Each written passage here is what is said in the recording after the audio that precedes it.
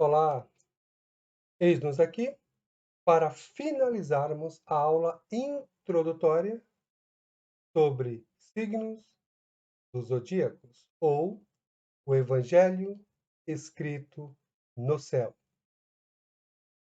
Sou Oséias, professor de teologia e o idealizador do nosso THI, Teologia Itinerante. Estava ansioso para finalizar este módulo, o módulo 1, que é a introdução. E você, como passou? Está ansioso para finalizarmos também?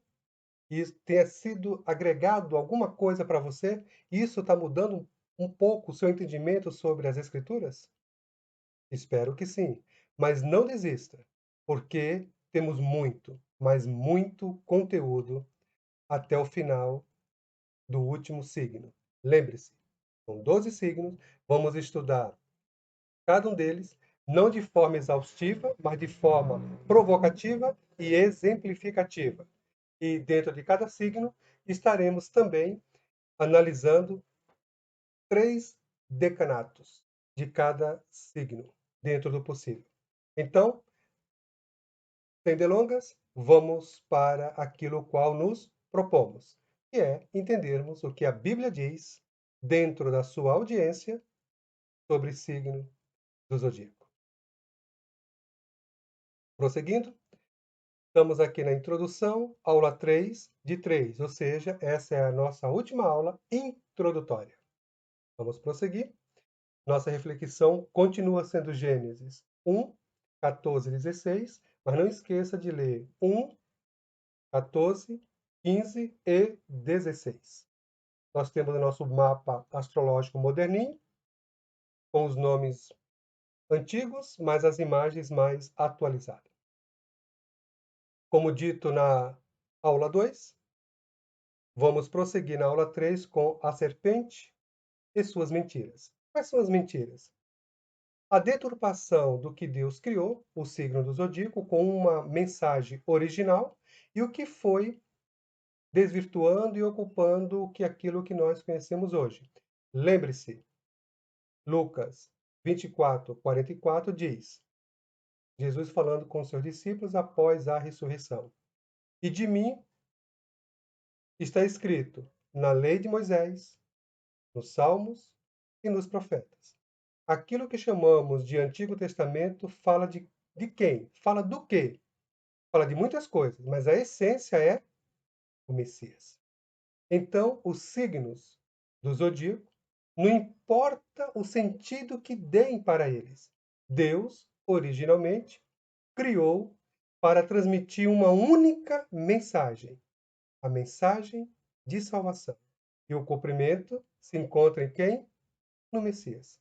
Aquele o qual está escrito sobre ele na lei de Moisés, nos Salmos e nos profetas. Então, de antemão, desculpe decepcioná-lo ou decepcioná-la, mas o signo de Virgem não fala do seu, fala do Messias. O signo de Aquário não fala de você, fala do Messias. E espero que isso tenha inflamado seu coração para saber que antes de você existe alguém que é mais importante, que é o autor e o consumador da nossa fé. Mas não desanime, você é importante também. Caso contrário, Deus não teria dado o que ele tem de melhor por você e por mim, o seu filho. Vamos lá, a serpente e suas mentiras. A distorção satânica daquela primeira proclamação do evangelho, trágica. O adversário foi e continua a ser o grande falsário, o grande enganador que induziu as pessoas a acreditar no signo e não no significado que Deus intentou para ele. Ele, o signo. Por exemplo, dentro dessa afirmação que nós estamos fazendo aqui, que eu acabei de fazer. Por exemplo, quem criou a igreja? A igreja Quem criou a igreja? A igreja, de forma embrionária, é mencionada umas 2 ou 3 vezes nos evangelhos, em especial Mateus. Então Jesus fala lá em Mateus ou nos evangelhos que as portas do inferno não prevalecerão contra a minha igreja, a igreja de Jesus Cristo. Mas não explica o que é a igreja nesse primeiro momento. Por quê? É algo embrionário. Jesus falou, mas não desenvolveu. Então, quem criou a igreja? Jesus Cristo, o Messias. Para que serve a igreja? Para apregoar, pronunciar as boas novas, o evangelho. Agora que você já sabe que quem criou a igreja foi Jesus, qual é o papel da igreja? É anunciar, proclamar a mensagem de salvação, o evangelho. Então, pergunto, igreja salva? Qual igreja é a certa? Qual igreja é errada? Qual é o papel da igreja? Proclamar o evangelho, apontar para o caminho da salvação. Porém, o diabo, quando entra em cena, ele começa a desvirtuar o papel original daquilo que Deus criou. Deus criou a igreja, Deus constituiu a igreja para ser o quê? Para ser a pregoeiro da justiça, pregar o evangelho, as boas novas de salvação. Porém, o diabo entra em cena, o que é que o diabo faz? Ele começa a minar, colocar no coração das pessoas que ele não deve procurar a igreja para ouvir sobre aquele que a igreja fala, aquele que a igreja prega, que é Jesus Cristo ou Salvador. Mas que a pessoa deve procurar a igreja e ficar nela. Procurar uma igreja boa, uma igreja correta, uma igreja certa. E tem tanta gente que crê nessa mentira que acredita que por pertencer a uma determinada igreja, ela é salva. Não é salva porque está em Cristo, é salva porque está em uma igreja. Tem gente que acredita que se não for para a igreja no dia de culto oficial, domingo, ou seja lá qual outro dia que a sua comunidade cultua a Deus, que ela está em pecado. Por quê? Porque foi implantado uma inverdade. E se não for igreja, está em pecado. Porque ele não entendeu que quando nós falamos que vamos à igreja, é a igreja indo à igreja. Mas aqui então é um outro tópico, voltando aqui. Quem criou a igreja? Jesus. Qual o papel da igreja que Jesus criou? Anunciar, proclamar as boas novas, a salvação. Igreja não salva. Então pergunto, tem igreja certa? Qual é a igreja certa? Como se identifica uma igreja certa? Qual igreja que salva? Olha a pergunta, qual a igreja que salva? Se a igreja tem como papel anunciar o evangelho ou Salvador, qual é a igreja que salva? Nenhuma. Quem salva? Jesus, o Cristo. Considerando que nenhuma igreja salva, porque só existe um Salvador, que é Cristo, nenhuma igreja salva. Portanto, pergunto: qual o papel da igreja? Pregar o evangelho? Apontar para o Salvador? Agora você conseguiu identificar como nasce a deturpação de algo tão lindo, tão maravilhoso, nascido no coração de Deus, na mente de Deus? Deus cria e o diabo distorce. Agora que você consegue identificar essa sementinha do mal e como é disseminado no meio da verdade que Deus havia constituído, igreja apregoa o evangelho, mas igreja não salva. Igreja serve de placa de direção para os perdidos. Olhai para Jesus, Salvador. Olhai para Jesus. Então a igreja aponta o caminho da salvação. Qualquer coisa diferente disso, sou estranho às Escrituras Sagradas. O Evangelho das Estrelas trata-se apenas de outro exemplo de uma mensagem original de Deus desvirtuada por Satanás e por pessoas pecaminosas. Ou seja, as estrelas têm as estrelas realmente trata da astrologia como nós a conhecemos ou houve uma deturpação dessa revelação de Deus? Em lugar de confiar no Cristo que as estrelas indicam, tão magnificamente, os que praticam astrologia confiam nas estrelas e não na mensagem que as estrelas pregam, e não na revelação que as estrelas dão, que é o Messias. A deturpação da astrologia reinante em nossos dias reflete a ideia de que algumas forças misteriosas, mágicas e sobrenaturais emanam das casas do zodíaco, influenciando o destino e a vida. Essa é a mentira de Satanás, a qual destruirá toda pessoa que nela crê. O que Deus pôs nas estrelas, porém, é uma esplêndida pintura celeste do Messias como Senhor da glória. Nosso objetivo é redescobrir a mensagem original e proclamá-la para a glória do Deus eterno. Nosso objetivo é proclamar a mensagem original e não aquilo que nós vemos no metrô, no ônibus, na mídia em geral. Todos os povos, de todas as épocas, têm nomes diferentes para os mesmos desenhos celestes. Ou seja, todos os povos enxergam no céu o mesmo desenho, a mesma imagem.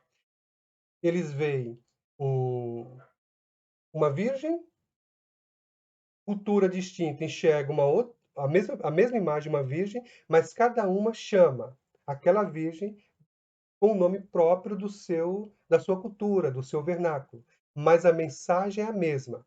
É uma virgem. Todos os povos enxergam a Virgem, todos os povos enxergam Escorpião, enxergam Libra, mas dá nome distinto para a mesma imagem. E quando, se for possível, esses povos se comunicarem, conversarem sobre essas imagens celestes, essa arte de Deus no céu, eles vão dizer assim, olha, é isso. É como se alguém falasse assim, olha, esse é o Sol. E o outro assim, é o Sói. Só. Aí você conversa, o que é Sol? Essa coisa grande, essa bola de fogo no céu. Então você descobre que a pronúncia diferente para dizer a mesma coisa. É isso que as culturas fazem com esses desenhos celestiais. E pergunto, será que Paulo tinha algo em mente quando diz assim: aqueles que pecaram não conhecendo a Deus ou não conhecendo a lei, sem a lei será julgado? Tem alguma outra mensagem, alguma outra lei de Deus que está inserida, implantada no coração de todo ser humano? Inclusive aqueles que nós ainda não descobrimos a sua existência, que está perdido no meio de locais tão distantes, no meio do mato, que um dia será descoberto? Então, como esses povos chegarão a conhecer a Deus? Será que quando eles olham para o céu dentro da sua cultura, que uma determinada divindade chorou e criou os rios com as suas lágrimas, e essa divindade tem um nome, seria isso algo que eles enxergaram no primeiro evangelho, escrito nas estrelas? Os zodíacos? Os signos? Você é que tem que responder essa pergunta. Seria isso? A nomenclatura dos desenhos celestes mudam de cultura para cultura. Porém, a mensagem é a mesma. Há uma batalha no céu. É isso que todas as culturas dirão. Eles olham para o céu, contemplam o céu e enxergam no céu uma batalha. Isso é universal, esta batalha. Deus deixou uma mensagem universal registrado nas estrelas. Agora, qual é a mensagem? Todos os povos, de qualquer idioma, pode entender. Lembra de novo aquela frase que diz que uma imagem vale por mais de 1000 palavras? Deus deixou imagens. E essas imagens são o Evangelho, o proto-Evangelho. E depois, Moisés vai escrever em Gênesis 3,15 o mesmo que já estava escrito no céu antes da escrita humana ser desenvolvida e ser utilizada por todos os povos e todas as épocas. Suas palavras, com o sentido de seus ensinos, suas instruções, sua mensagem, percorrem o mundo todo. Essa mensagem encontra-se no quadro das estrelas, a galeria de arte dos céus que Deus preparou para a humanidade. Você tem vontade de conhecer o Louvre? Você tem vontade de conhecer o MASP aqui em São Paulo? Então saiba que se por algum motivo nós não temos condições de ir para esses lugares, saiba que Deus, ele tem uma galeria de arte celestial, onde lá tem a mensagem do início, do meio e do fim da história humana, que depois será positivada, escrita por Moisés e os demais profetas, bem como os apóstolos. Jó nos diz, estou utilizando BJ, Bíblia de Jerusalém, lá no capítulo 26, verso 13, ele deixou registrado: o seu sopro clareou os céus e a sua mão traspassou a serpente fugitiva. Uma das maiores constelações chama-se serpente coleante ou serpente fugitiva. Sabemos que Deus formou as estrelas em suas posições específicas. Por quê? Porque a palavra escrita nos garante isso. Além do mais, também formou e atribuiu o símbolo ou significado delas. O próprio Deus deu o significado, criou as estrelas, colocou em lugares específicos no céu e deu nome às estrelas. Nós não sabemos que fala assim, Deus conhece cada uma delas pelo seu nome, mas não dá o nome. Depois vem os homens, começa a analisar o céu, dissecar o céu e começa a dizer, olha, Três Maria, ali tal coisa, ali vai para o norte, ou seja, mas o nome original foi dado por Deus. Gênesis nos informa que Deus pôs as estrelas no céu, os sinais. E esses sinais, ou signos, transmitem uma mensagem. O que vamos tratar nessas aulas é que Deus revelou essa mensagem a Adão e a seus filhos e netos, ou seja, a prole, a geração adâmica e pós-adâmica. Lembre-se que nós estamos tratando de algo que começou em Adão e está até os dias atuais, anterior a Moisés escrever, iniciar os 5 primeiros livros da Bíblia. Então já existia essa mensagem. Você não pode perder essa ideia de que estamos falando de algo que já existia no período pré-diluviano, passou pelo dilúvio e sobreviveu àquela mensagem até os dias atuais. Essa mensagem percorreu todas as civilizações do mundo, sendo passada de geração a geração, ao longo dos séculos. Não podemos esquecer que, para os antigos, além do Sol e da Lua, havia 5 planetas visíveis a olho nu, tal como há hoje, a saber, Mercúrio, Vênus, Marte, Júpiter e Saturno.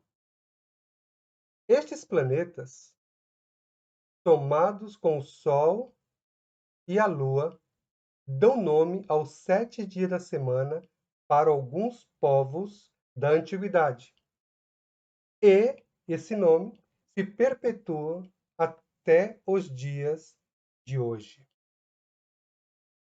Vejamos 2 exemplos disso que acabamos de afirmar. 2 exemplos, apenas de forma exemplificativa. Primeiro exemplo, o francês. No idioma francês, nós temos lundi, que significa dia da lua. Mardi, dia de Marte.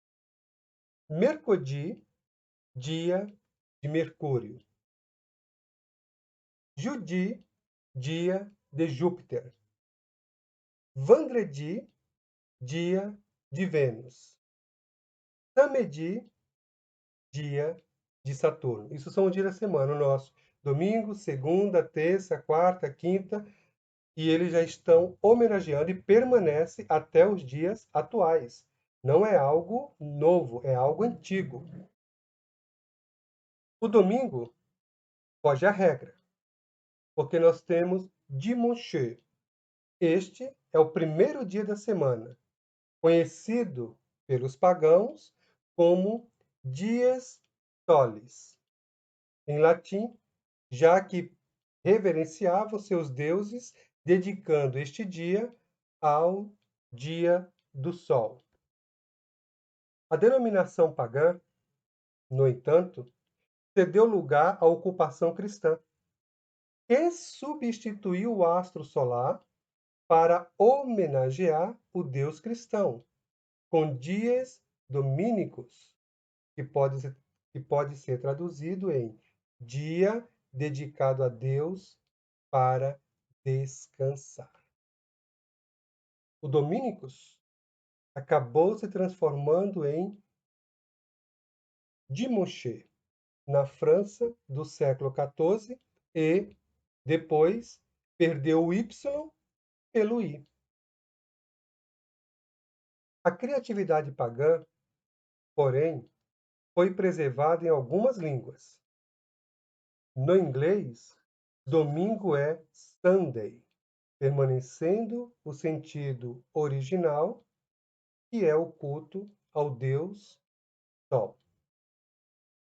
Agora, veremos o segundo exemplo, que é o exemplo em inglês, encontramos os seguintes dias da semana. Sunday, dia do sol. Monday, dia da lua. Tuesday, é o deus da guerra e do céu, correspondente escandinavo de Marte. Wednesday, rei dos deuses, correspondente ao escandinavo de Mercúrio. Thursday, dia de Thor, deus do trovão, correspondente escandinavo de Júpiter. Friday, dia de Freia, deus da paz e da colheita, correspondente escandinavo de Vênus. Saturday, dia de Saturno, deus romano do tempo e dos festejos. Das línguas latinas, somente a portuguesa não fez uso dessas designações. Utilizamos a onomástica católica, usando a palavra feira, que passou a indicar os dias de trabalho, por seu comércio muito intenso nas feriae ou ferarum, os dias de festa. A propósito, você sabe o que significa onomástica? Eu disse que utilizamos a onomástica católica. Não sabe? É uma boa oportunidade para você começar a treinar o seu desenvolvimento, ser autodidata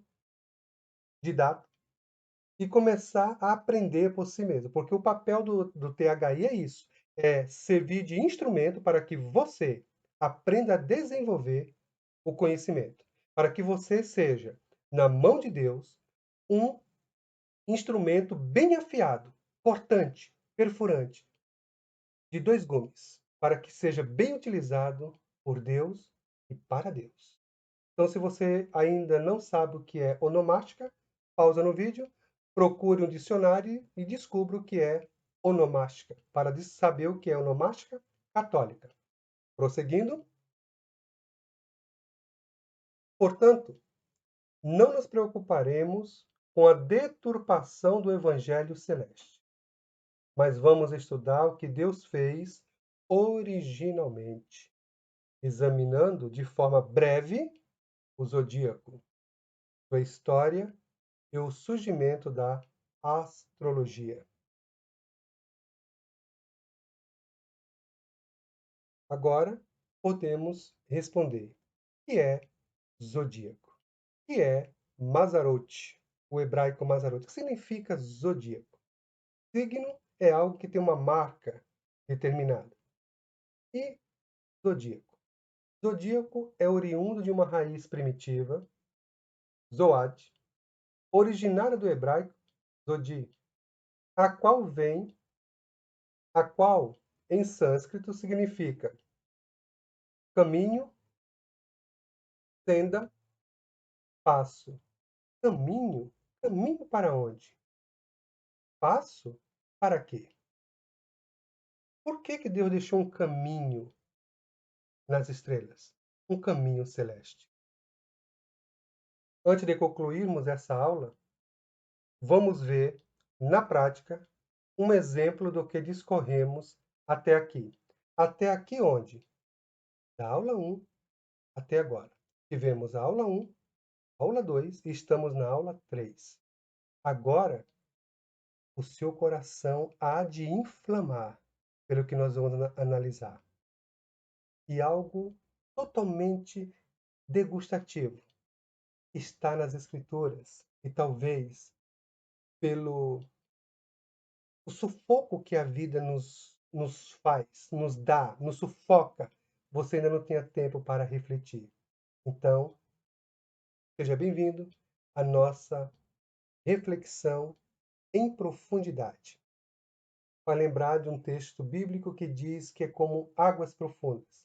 Você está entrando num rio, onde a água está batendo somente na sola do seu pé, depois vai cobrir o seu pé, vai subindo até a canela, o joelho, a coxa, até que quando você não suportar mais, você vai se sentir mergulhado até o último fio de cabelo, que não é o meu caso, que não tenho, até o último fio de cabelo, e vai ser direcionado por Deus.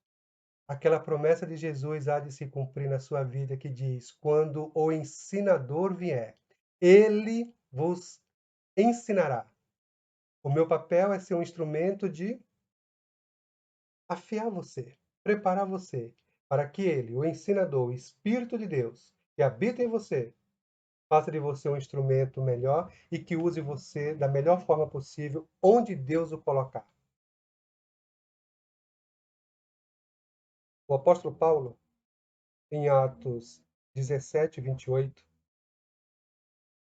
pegue uma caneta colorida, grife sua Bíblia, faça um asterisco, anota na capa da sua Bíblia, no início e no final, onde tiver um espaço para você estudar Atos 17. Em especial, o verso 28. O apóstolo Paulo, em Atos 17, verso 28, descreve: porque nele vivemos e nos movemos e existimos. Como também alguns dos vossos poetas disseram, pois somos também sua geração. Que versículo lindo, que versículo poderoso. Quantas mensagens nós já ouvimos com base nesse texto? Estão corretas. Não estou questionando as mensagens. Eu estou dizendo que agora nós vamos entender, pela audiência de Paulo, quem é a audiência? O público que ouviu isso, o público que leu os documentos originais, que saiu da pena dos profetas, da pena dos apóstolos. Nesse caso, quem era o público de Paulo em Atos 17? Você sabe? Se não sabe, pausa no vídeo, leia do 17:1 e descubra para quem Paulo está direcionando essa palavra. Lembre-se que primeiro as coisas acontecem, depois são escritas. Então, quando Paulo disse isso lá no Areópago, ele disse, mas não foi escrito. Depois ele vai escrever. Então, imagina quando a audiência de Paulo ouviu Paulo citar essa poesia. Olha que ele está dizendo que o poeta deles, dos gregos, disseram isso. diziam isso. Isso era corriqueiro no meio dos gregos, do público que Paulo está se referindo a esse texto. E entrou no livro sagrado, no livro inspirado desta forma, que você e eu cremos que é Cristo Jesus, nosso Senhor. E Paulo diz isso. Mas vamos analisar aqui o texto. Porque nele vivemos e nos movemos e existimos. Para você, quem é nele vivemos? Cristo Jesus, nosso Senhor? Eu creio. E Paulo diz que sim. Mas para a audiência de Paulo, quem é esse que Paulo está citando através dos seus poetas? Porque nele vivemos e nos movemos e existimos. Como também alguns dos vossos poetas disseram, pois somos também sua geração. Estudando o texto de Atos 17, 28, Champlin afirma que aqui Paulo cita Arato, poeta originário de Soli, uma cidade pertencente à própria província de Cilícia, onde o apóstolo nascera, e da qual Tarso era igualmente uma importante cidade. Arato viveu em cerca de 300 anos antes de Cristo.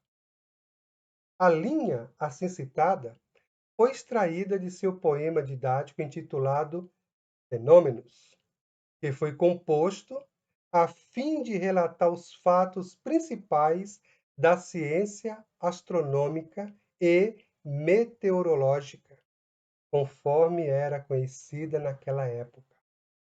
Percebeu a importância desse estudo do signo dos zodíacos, da astrologia bíblica?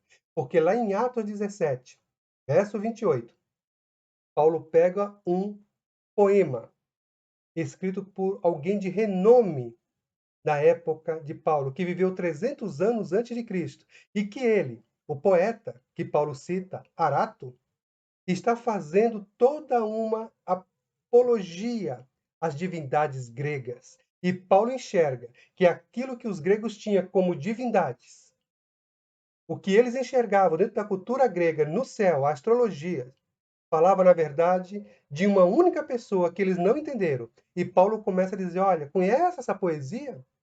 Quando o teu profeta diz isso, ele está, na verdade, dizendo que é em Cristo. As estrelas falam de uma pessoa. Só há uma mensagem no céu: um Messias. Esse poema é uma classificação de todos os signos do céu, os signos do zodíaco. Alguns versos depois da citação de Paulo, Arato, no poema que Paulo cita uma parte do poema, mas se você tiver acesso aí na internet, você prosseguir a leitura, depois dessa citação que Paulo para e nele nos movemos, existimos, Arato afirma nesse mesmo poema que tudo está atribuído a Zeus, o chefe do panteão grego.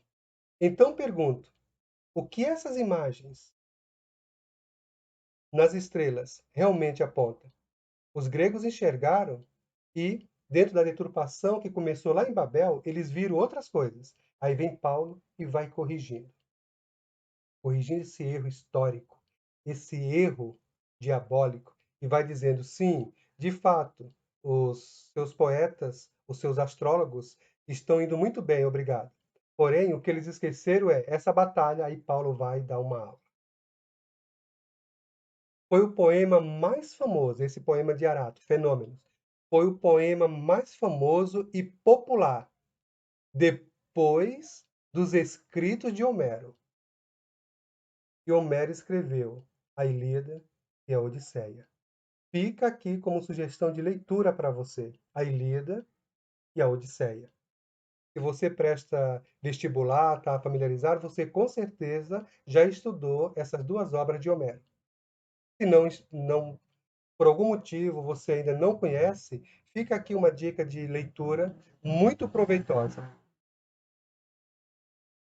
Para um melhor entendimento, se você fizesse uma pintura de todo o céu no teto de qualquer estabelecimento, você teria um círculo de 360 graus. Imagine que você está dissecando os céus, olhando para o céu. Nós estamos falando de um período que não há nenhum tipo de poluição, não há fábricas, não há queima de combustível, o céu está limpo. Nós estamos falando da criação original de Deus, lá em Gênesis 1. A pessoa está contemplando o céu, dissecando o céu, fazendo o seu mapa. Imagine que se você fizesse isso, seria como se você pegasse um círculo e nesse círculo você iria dividir esse círculo, iria colocar o que você estava contemplando, 12 signos. É isso que essa informação significa para vocês aqui na tela. Isso chama-se eclíptica, ou seja, o grande círculo em que o plano que contém os centros da Terra e do Sol corta a esfera celestial, isto é, o cerco cristalino. A eclíptica divide-se em 12 casas, residências ou domicílios do Sol. Você precisa depois acessar, adquirir dentro do possível, não vai comprar tudo de uma vez, porque esses estudos não nasceu da noite para o dia, eu não deitei e acordei com essas informações na minha mente. São anos de estudo, são anos de pesquisa. Então, a bibliografia que você terá acesso logo após a aula bônus é para que, se possível, leia aqueles livros, para que você tenha um conhecimento mais apropriado, um conhecimento mais salutar. Mas lembrando, quando você se deparar com esses livros, lembre-se da mensagem original de Deus e não que esses livros falam sobre os zodíacos. O Sol gira em torno da eclíptica. Vide as imagens abaixo para ilustrar essas informações sobre a eclíptica. Lembra do círculo de 360 graus que nós vimos anteriormente? É mais ou menos desse conceito aqui. Você faz um círculo, lembrando que algumas sinagogas judaicas, não se assuste se um dia você entrar em uma e se deparar no teto ou no chão o signo dos zodíacos. Sim, alguma sinagoga judaica tem o signo dos zodíacos ou desenhado no chão ou no teto. Cada uma coloca no lugar que julgou necessário. Aí você pode perguntar, mas como que os judeus colocam na sinagoga o signo dos zodíacos? Lembre-se que Jó é um livro do cânon judaico. Então, os judeus têm alguma informação que se perdeu para nós e que estamos restaurando aqui nesses nossos encontros. Aí nós temos aqui a eclíptica, nós temos a Terra e esse círculo amarelo é o Sol. Então, o que significa eclíptica? Eclíptica é o tempo que o Sol gasta para circular a Terra, ou seja, 365 dias, ou o que nós chamamos de um ano. Para exemplificar ainda mais, se esses dois exemplos não foi suficiente, vamos criar agora a parte imaginativa, a criação mental. Pense como se o céu fosse uma grande pizza. Deu fome?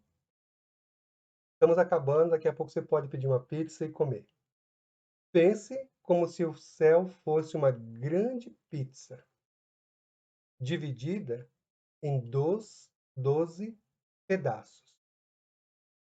Cada pedaço sendo de 30 graus dos 360. Então, você tem 12 vezes 30, 360 graus. Dessa forma, conseguimos entender que na eclíptica há 12 importantes constelações ou signos do zodíaco. Além dos 12 signos principais, ocorre uma subdivisão em 3 períodos de 10 graus, conhecido como decanatos. Há 36 decanatos. O que são decanatos? Como nós estamos vendo aqui, decanatos são as subdivisões do signo principal.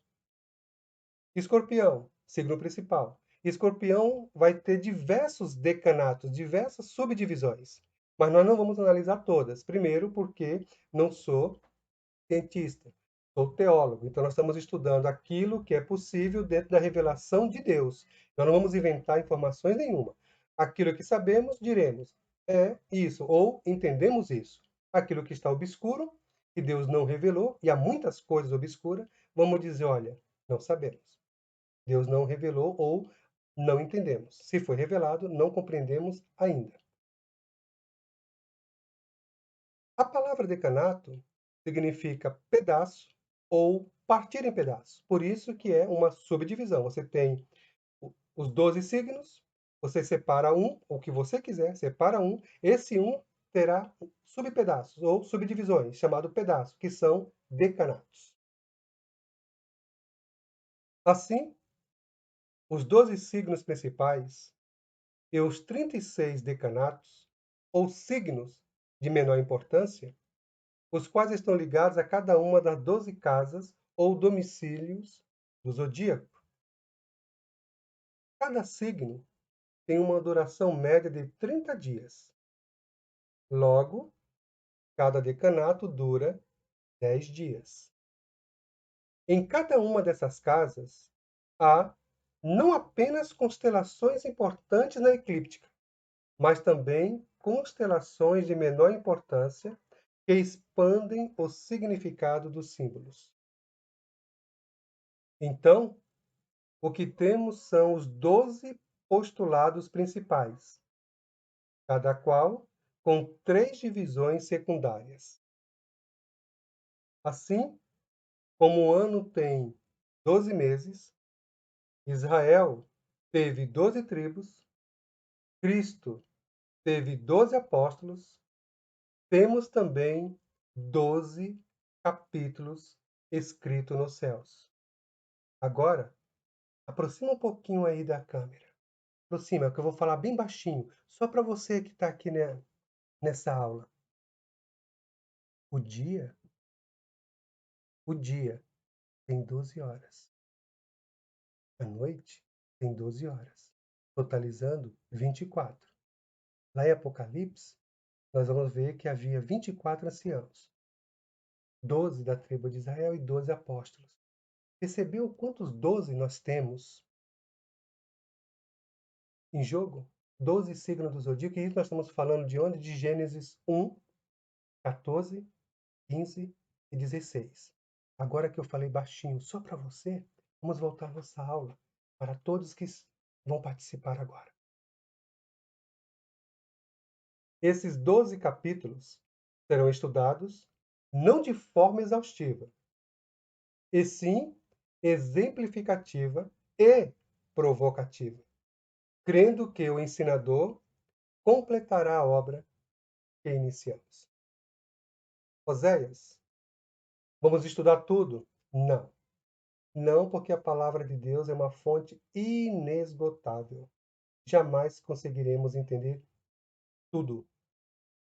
Então nós vamos até onde o Espírito de Deus nos permitir, até onde a revelação de Deus assim nos capacitar.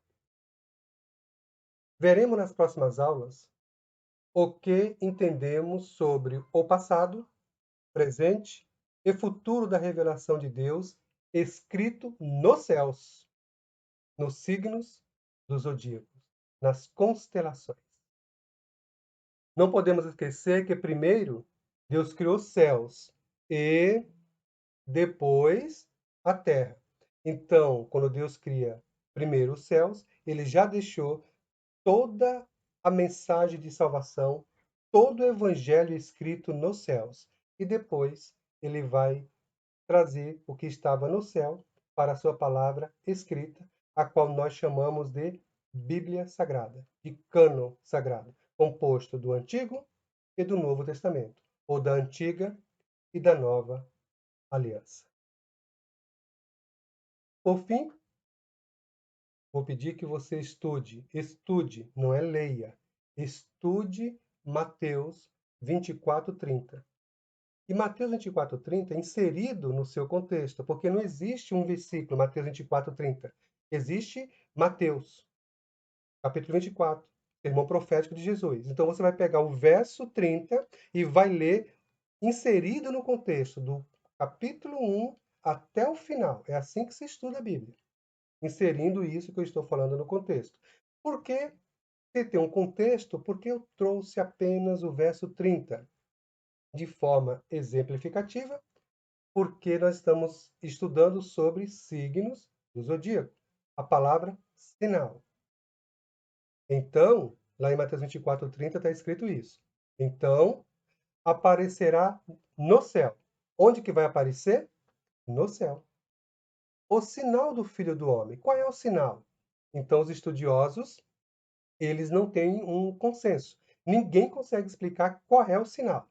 Há muitos pontos divergentes, mas nós não estamos aqui para identificar o sinal, mas para saber que no céu haverá um sinal, e é o sinal do Filho do Homem. E todas as tribos da terra se lamentarão e verão o Filho do Homem vindo sobre as nuvens do céu, com poder e grande glória. Observe que no céu sempre há um sinal, sinal das estrelas. Lembra do nascimento de Jesus? Quando os magos aparecem para Herodes e falam assim: olha, nós vimos a sua estrela. De novo, estrela, um sinal, um signo no céu, e sabemos que um novo rei surgiu. Então, observe que isso que nós estamos tratando em Gênesis 1, 14 e 16, nós estamos apenas tratando da revelação progressiva. O meu papel é servir de direcionador, apontar o caminho para que vocês tenham uma direção a seguir e que o Espírito Santo de Deus guie vocês naquilo que vocês precisam conhecer sobre Jesus, para que a fé de vocês aumente cada dia mais e mais na pessoa de Jesus. Leia também Lucas 21, 25, inserido no seu contexto. Porque, então é só ler? Não, você está estudando. Em Mateus 24:30 eu disse estude. Eu disse leia também, ou seja, estude também Lucas 21, 25. A próxima aula será sobre o signo de Virgem e seus 3 decanatos. O que são decanatos? Subdivisões.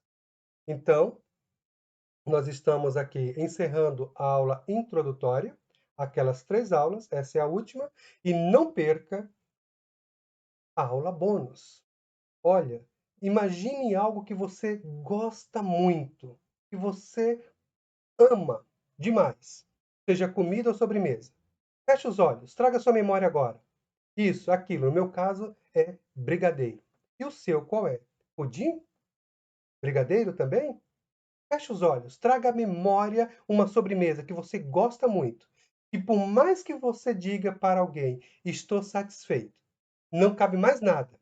Aí quando alguém fala, olha, tem sobremesa. E é essa sobremesa que você gosta. Lembrou? Isso, é essa mesmo. Aula bônus. É isso, é essa sobremesa. Então, antes de prosseguirmos para a análise do signo do zodíaco, teremos uma aula bônus. Essa sobremesa gostosa e saborosa. E é essa que você gosta. Até a nossa aula bônus.